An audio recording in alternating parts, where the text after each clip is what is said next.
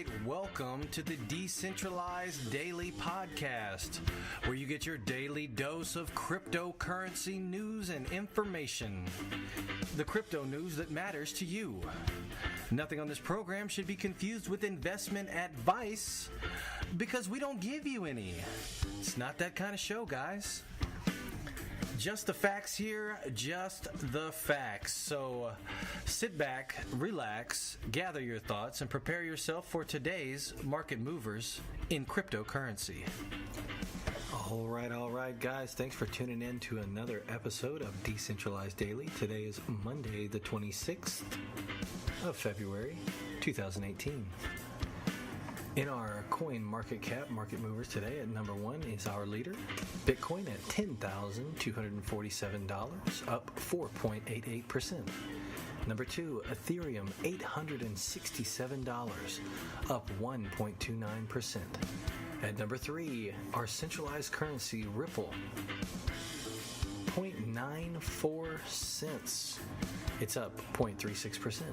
At number four, Bitcoin Cash, $1,232 per coin, and that's up 4.28%. And at number five, Litecoin at $216, and it's down 5.64%. An interesting note on today's market cap, market movers, Cardano and Neo have actually switched places. So Neo's now in 6th place, and Cardano's dropped down to 7.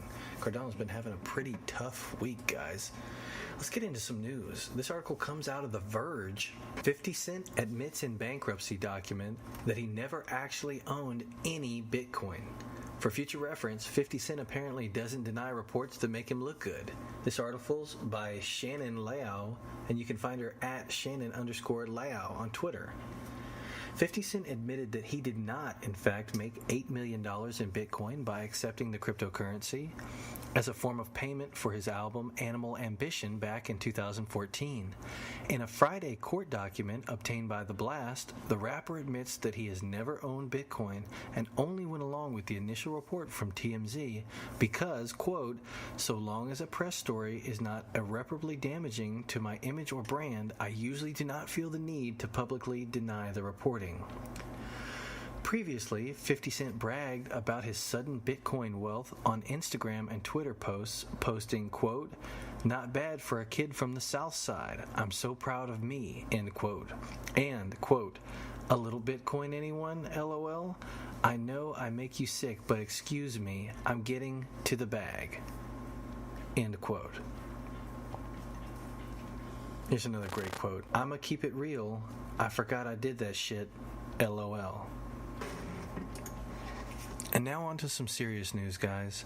Bitcoin has found a new frontier of acceptance as strippers at the Legends Room in now Las Vegas sport temporary cryptocurrency tattoos for tipping purposes. Long ago, Bitcoin made history when it was used to buy pizza. Now, the cryptocurrency can be used to purchase many different items and services. One of the more intriguing services has just arisen in the Legends Room in Las Vegas, where customers can scan temporary tattoos on strippers in order to tip them in the cryptocurrency. If it wasn't awkward enough after the lap dance, now you've got to wait for 3 minutes for the app to recognize the code. That article comes from Bitcoinist, and it was written by Jeff Francis. Here's a really cool article from Jeremy Osland, and I'll leave you with this tonight. You should be thankful for Bitcoin, even if you think it's a scam. You don't have to believe Bitcoin will herald a new era of nationless, inflationless finance to appreciate that it's already achieved something previously unthinkable. You should be thankful for Bitcoin even if you don't get rich, even if you think it's a scam, and even if the Winklevoss twins don't feature in your fantasies of financial utopia. You should be thankful for Bitcoin even if it was invented by a comic book supervillain, and even if the code he foots with in his basement a decade ago multiplied into a power-hungry Napoleon testing the limits of our electrical and electoral grids, as well as our sanity. You should be thankful for Bitcoin, even if it means every financial transaction in history will be written onto one of those endlessly long drugstore receipts. You should be thankful for Bitcoin, even if the most profitable use of the world's computing power today is solving Sudoku puzzles in order to generate that endlessly long drugstore receipt.